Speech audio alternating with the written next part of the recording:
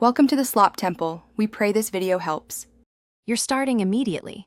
Check you have admin access and an external display or power source if needed.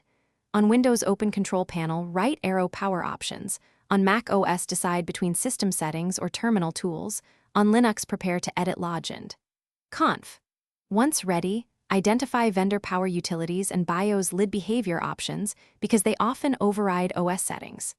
Make sure you'll monitor temperatures later. Closed lid changes airflow. Now proceed to change the lid close action in the OS.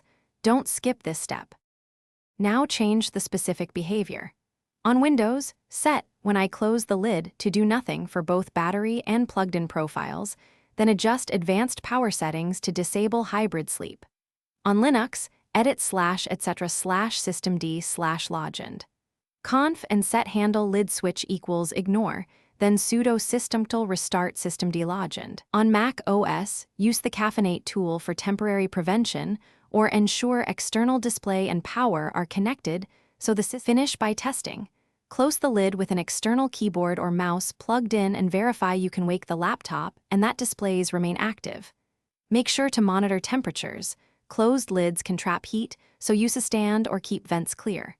If the system ignores changes, check for vendor power management apps or BIOS firmware that override OS settings, disable or update them. If problems persist, inspect the physical lid switch or boot safe mode to isolate software from firmware causes.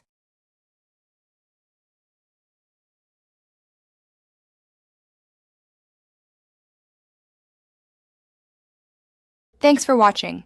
Consider subscribing if we helped you.